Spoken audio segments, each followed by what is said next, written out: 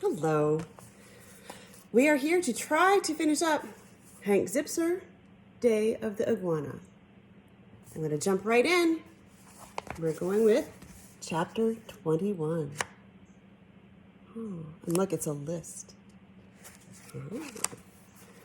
One of the things my friends and I are very good at is making plans. Take, for instance, the one we made for getting the new cable box installed. We worked on it all during lunch period the next day. The Magic 3 plan for saving Hank Zipzer's butt again. Number 1, Tuesday, 3 p.m. sharp. Come straight home from school. Hank and Ashley report to Hank's apartment to wait for the cable guy. Number 2, Frankie stands watch for him in front of the building. Robert goes to his apartment to wait for orders. Number 3, when the cable guy arrives at our building, Frankie buzzes Hank's apartment 3 times, then keeps the cable guy busy for exactly 2 minutes and 30 seconds. Number 4, Ashley calls Robert and tells him to come up right away, so he is part of the plan. Number 5, Robert arrives at Hank's, asks Mr. Zipzer to come to his apartment and help him with a crossword puzzle, tells him it's a vocab emergency. Number 6, Mr. Zipzer leaves apartment and goes to Robert's. Robert keeps him there for at least 15 minutes. Don't mess up, Robert. Number 7, Hank buzzes downstairs to signal Frankie that the coast is clear. Frankie brings the cable guy up. Number 8, the cable guy installs the new box. Number 9, when he leaves, Ashley calls Robert to tell him to release Mr. Zipzer. Number 10, Ashley, Frankie, and Robert go home for dinner. Hank watches the nightly news with his dad. Hank acts like nothing happened. Now I ask you, is this a thing of beauty or what? Chapter 22. Our plan couldn't have started out any better. My dad walked us home from school and we took our positions. Robert went to his apartment. Frankie waited out front. He had a Spalding high bounce with him to help him pass the time. Ashley and I went to my apartment and had some cookies and milk. The cookies and milk part wasn't part of the plan, but when you're doing battle, you have to eat to keep your energy up. Emily was out of our hair. She went right into my bedroom to be with Catherine, who was sitting on her nest looking a little more disgusting than usual. At 4:14 p.m., the buzzer rang. Bzzz. It only rang once. What was wrong with Frankie? He was supposed to buzz 3 times. Maybe he forgot the signal, Ashley said. Meanwhile, Cheerio, who believes that the buzzer is out to get him, started to bark and chase his tail. Calm yourself, boy, I said. I really love Cheerio, but right now there was no room in this plan for a psycho dog. Bzzz. The buzzer rang again. We waited for the 3rd ring. Instead, I heard my neighbor, Mrs. Fink, on the intercom. Hanky, sweetheart, I just got back from the skin doctor. I have such a rash. You should see it. Anyway, I forgot my key. Could you buzz me in?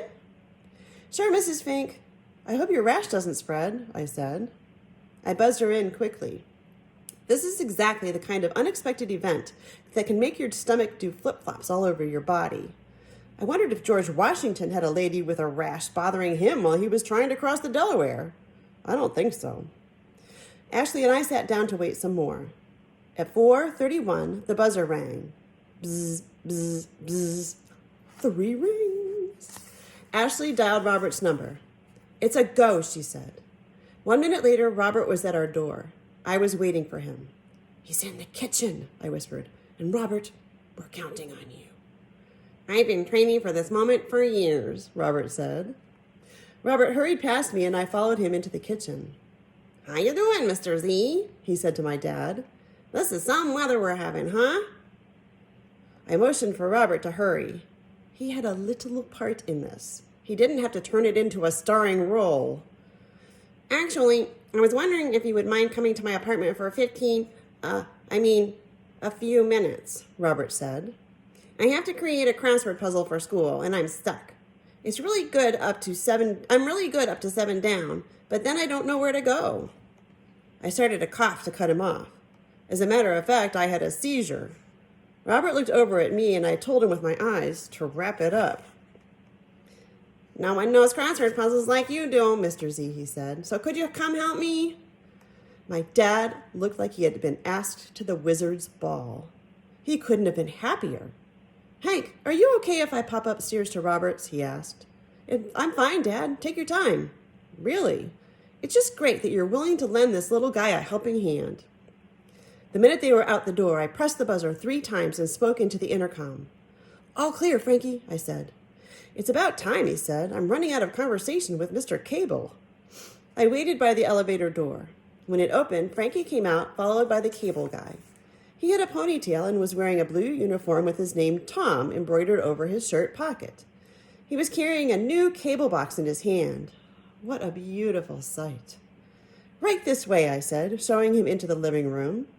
The minute Cheerio saw Tom, he attacked his ankles and started chewing on his pant legs. In Cheerio language, this is a sign of true love. He only does that to people he really likes, like Papa Pete. Tom didn't mind. In fact, he laughed. He reached down to pet Cheerio, and my little dog rolled over on his back for Tom to scratch his stomach. It was a total love fest. "Sir, I hate to break this up," I said, "but we're kind of in a hurry." I pointed to the cable box in Tom's hand. I was trying not to be rude. "You kids have money to pay for this?" Tom asked. Ashley handed him an envelope with cash. We had all pooled our money, and I got the last $5 out of Emily. I had to make a few small threats, but eventually she came through. $58.40 exactly, Ashley said. Tom took his clipboard and started to write out a receipt. This was eating up valuable time. "Would it be okay if you start installing the box now?" I asked Tom. "You guys must be planning to watch something special on the Cartoon Network," he said, as he attached the new cables to the back of our TV. "Personally, I like the old cartoons. That Tweety Bird cracks me up. I taught, putty-tat." "Yeah, that's great stuff. Now, Woody Woodpecker, he's one irritating bird." Tom seemed like a really nice guy. I would have liked to have continued the conversation, but this wasn't the time or place. I didn't trust Robert to keep my father busy for long. "Now, if you'll just give me your old box, I'll be on my way," Tom said when he was finished. "We don't have an old box," Ashley said. Tom picked up his clipboard and looked over a sheet of yellow paper on the top. "Says here you do," he answered. "The company wants it back or I'll have to charge you $25 more. Company policy." "But we don't have any more money," I said. Tom started unscrewing the cable box. "Wait," I said. "Listen, Tom, you seem like a nice guy. Can I trust you with a secret?" "Depends," he said. I motioned for him to follow me. I led him to the door of my room. Emily was sitting on the floor next to Catherine. "There's the cable box," I said. "My sister's pet iguana laid eggs in it. If you take it now, you'll be interrupting the life cycle of 45 adorable baby iguanas waiting to be born. You wouldn't want to do that, would you?" "Heck no," said Tom. "Did you know that you're talking to a charter member of the SPPI?" "I had no idea," I answered. "What's the SPPI?" "The Society for Protection and Preservation of Iguanas," he said. "I've been raising Iggy since I was your age." Frankie, Ashley, and I almost fainted. This was too good to be true. "Do you mind if I have a look at your Iggy?" Tom said. "Watch out," I warned. "She's in a nasty mood." "You would be too if you just laid 45 eggs, Emily said. Tom scooted over next to Catherine and started talking to her in a soft voice. "Hi, sugar," he said. "You're a good Iggy." Slowly, he edged closer and closer to her. The funny thing is that Catherine didn't hiss at all. In fact, she kind of closed her eyes like she was falling asleep. Tom touched her head and stroked her along the side of her belly. Then gently he picked her up off the nest. "Just as I thought," he whispered. "Take a look." We looked down into Catherine's nest. We saw my father's underpants, and mine too. We saw the cotton balls and the toilet paper and my mom's slipper. But there wasn't an egg to be seen. Not one. "There's nothing in there," Emily said. "Exactly," Tom said. "Catherine, girlfriend, you are one big fake," Frankie said. "You mean she wasn't even pregnant?" asked Emily. "Oh, she was pregnant all right," said Tom. 2 or 3 months ago. 3 months ago? That was when we went to Niagara Falls and left Catherine at Pets for you and me. This was starting to make sense. "You see," Tom went on, "iguanas don't sit on their eggs. After they lay them, they leave and go somewhere soft and comfortable to recover." Like to a cable box with underwear in it? I said. Exactly, Tom answered. She was just resting up in there from the hard work of laying her eggs. But if the eggs aren't in there, then where are they? Ashley asked. Good question, Tom said. She's hidden them around here somewhere. My stomach did a triple flip this time. Maybe we accidentally fried her eggs and ate them for breakfast. Or maybe they were in my toothbrush and I swallowed them when I rinsed. Oh, I hope not. Maybe. My thoughts were interrupted by a sound I didn't like. It was footsteps coming into our apartment down the hall and into my room. I looked up. Dad, I said in a shocked voice, what are you doing here? All right, I'm going to take a quick break and I will be... Hello, I'm back. Let's finish this book. I think I'm not going to show you the picture on chapter 23 until after I read the chapter.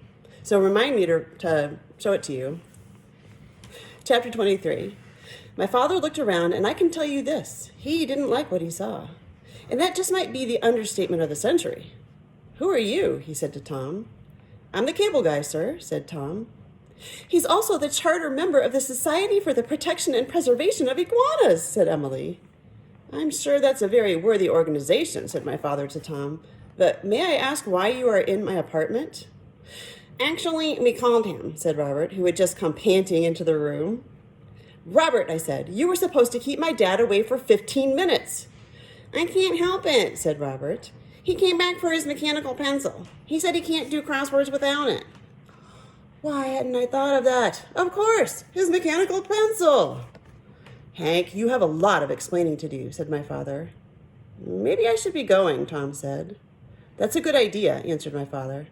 Hank, come with me. He turned to Tom. What do I owe you for the service call? Nothing, answered Tom. The kids took care of it. My father nodded and walked into the living room. I followed him. What's the meaning of this? He said.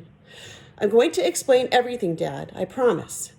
You remember when we had that nice talk about Thomas Edison and what a cool inventor he was?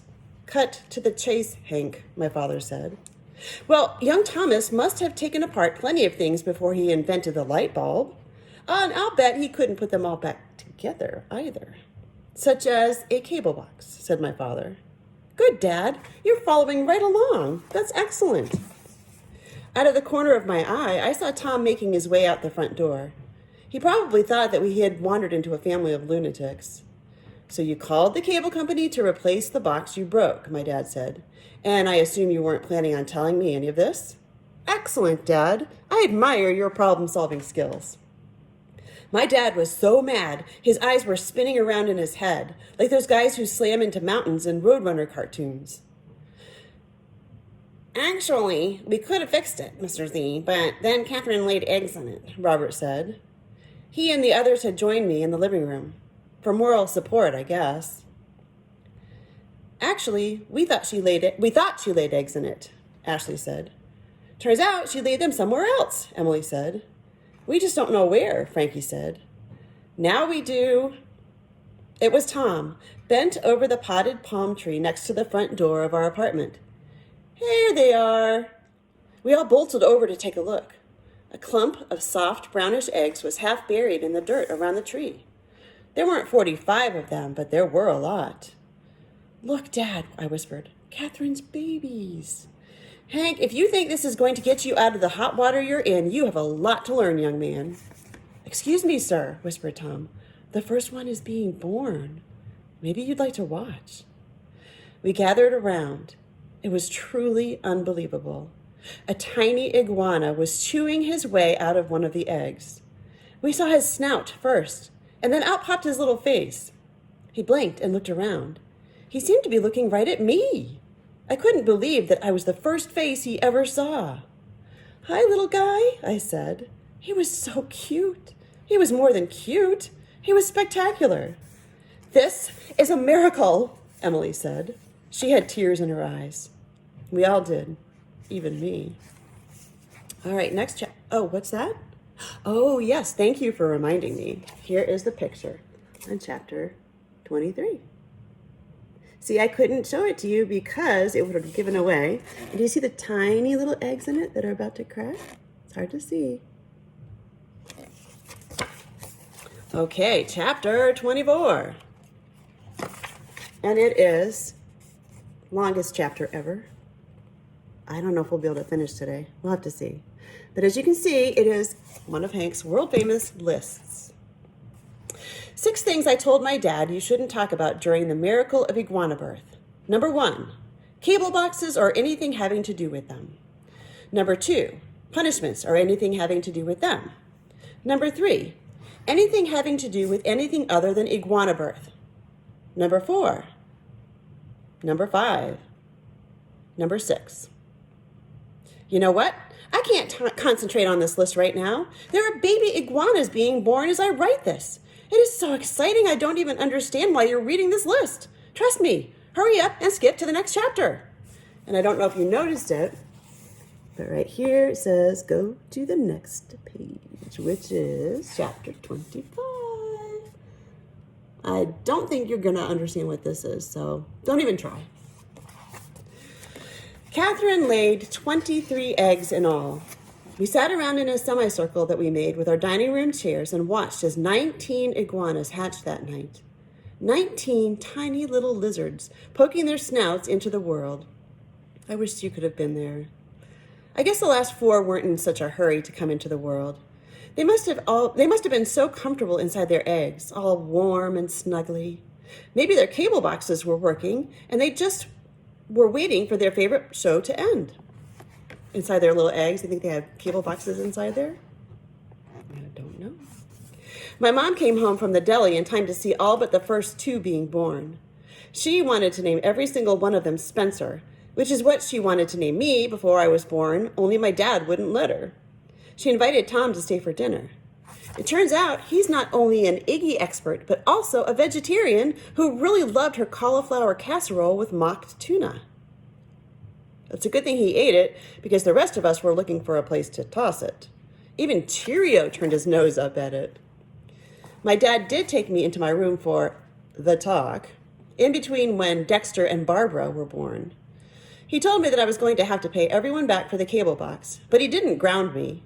He went easy on me because although I made a mistake, I did it in the name of science. Ashley, Frankie, and Robert had to go home after the first 19 were born. It was almost midnight, and we had school the next day. My dad went to bed too and took Emily's guidebook to Raising Your Iguana with him. I don't know why he was reading it now. We had already given birth to 19 healthy reptiles. What more did you need to know? Emily had fallen asleep in my mom's lap. Maybe it was the miracle of birth that was making me feel all gooey, but she looked very sweet. Tom and I sat by the potted palm tree. We just watched in silence for a while as one of the 4 remaining eggs started to roll around a little. Here comes another one, Tom said. Shouldn't be long now. Should I wake Emily up? Let her sleep, whispered my mom. I guess once you've seen 19 iguanas born, the 20th is pretty much like, the 19th. Or the 18th, for that matter. We watched in silence some more. The iguana's snout was showing itself, but he was taking a rest before busting all the way out of the egg. It's hard work getting born. So tell me, Hank, Tom said, why did you take the cable box apart in the first place? I told him the whole story about how I tried to tape the movie for Frankie and how I screwed up. What movie was it, he asked. The Mutant Moth That Ate Toledo. Oh, man, he said, that's a classic. So they say, I said. It's not out on video, and they only play it on TV once a year. My best friend has been waiting to see it his whole life. Now he'll have to wait 363 more days, thanks to me. Hank, look at me, Tom said. What do you see? A guy, I shrugged. A guy who what? A guy who knows a lot about iguanas, I said. And who works for a cable company. Bingo, said Tom. Hank, I am a cable guy. We carried the Mutant Moth That Ate Toledo on our system, which means I can get you a tape. I jumped out of my seat, almost out of my skin. That is unbelievable, I screamed. I shouted so loud that I scared the little iguana back into its egg. Sorry, fella, I said, but you don't know how exciting this is. I went back to my whispering voice. Can you really get me a copy? Sure, Tom said. But I can't pay you, I said. I only get $4.50 a week allowance, and I have to pay everyone back for the new cable box. I have a better idea, Tom said. I'll make you a trade. What do I have that you would want? I said. I thought about it.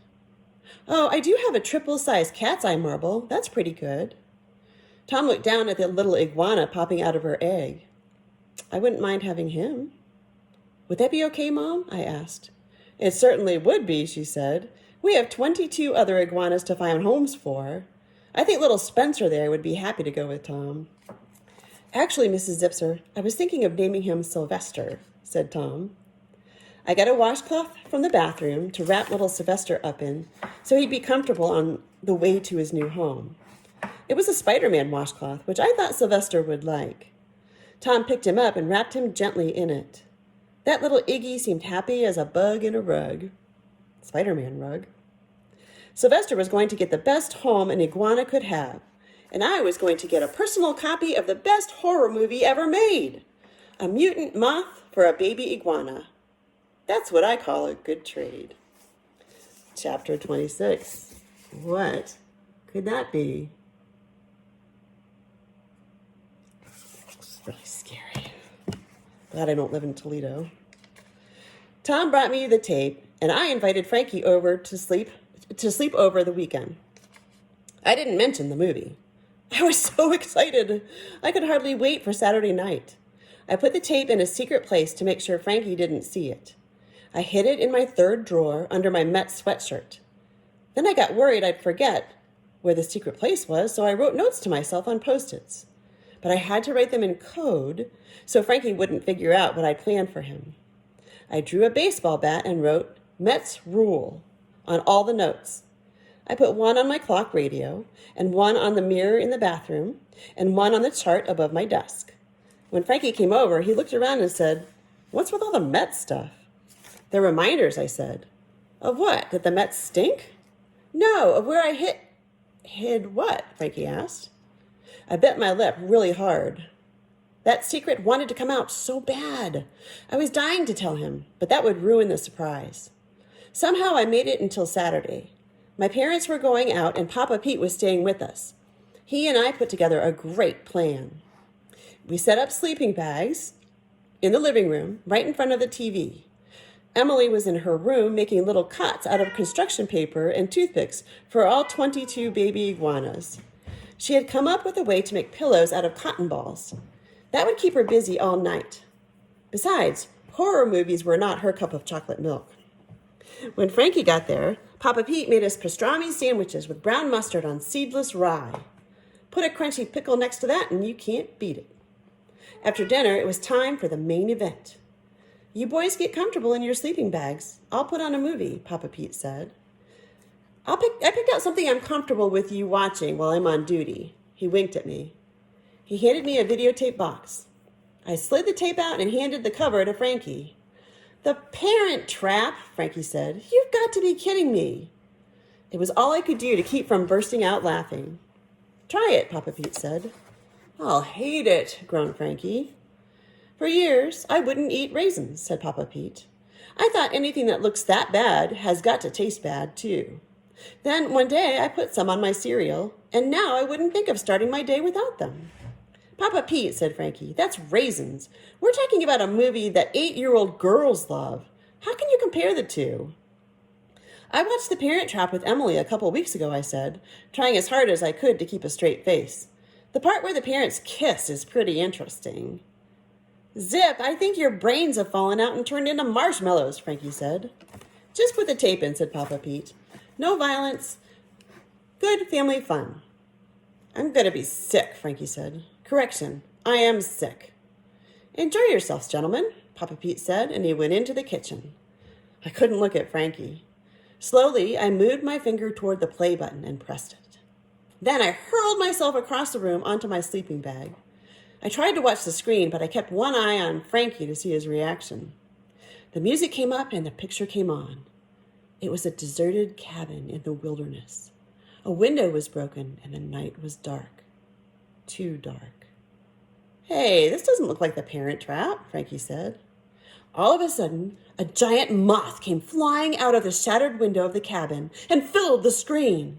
Its eyes glowed red. It spread its wings and the title came up across them. The Mutant Moth That Ate Toledo. Frankie sat straight up in his sleeping bag. No way, he said. No way. This was truly one of the happiest moments of my life.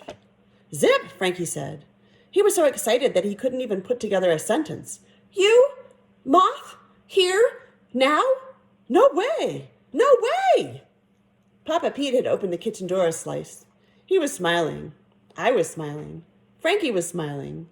How did you do this, Zipola? Frankie asked. I made a promise to you and I messed up. I had to fix it. Well, you can mess up as much as you want if this is the way it ends up, Frankie said. This is so cool, I don't know what to say. That's good, I said, because you're not supposed to talk during a movie. Papa Pete pushed the door all the way open and brought in a bowl filled with an assortment of ice cream bars. He sat down on the couch, and the three of us spent the next 2 hours screaming our heads off, enjoying The Mutant Moth That Ate Toledo. One more chapter. So cute. So cute. Chapter 27. There's a lesson in this story, which is, you never know where a great science project is going to come from. You start off with the tummy-sliding habits of penguins. Then you're discovering the wonders inside the cable box. And you wind up observing and recording the reproductive cycle of the apartment-dwelling iguana in modern-day Manhattan. My science project turned out great. Thank goodness my disposable camera still had 27 shots left from our trip to Niagara Falls.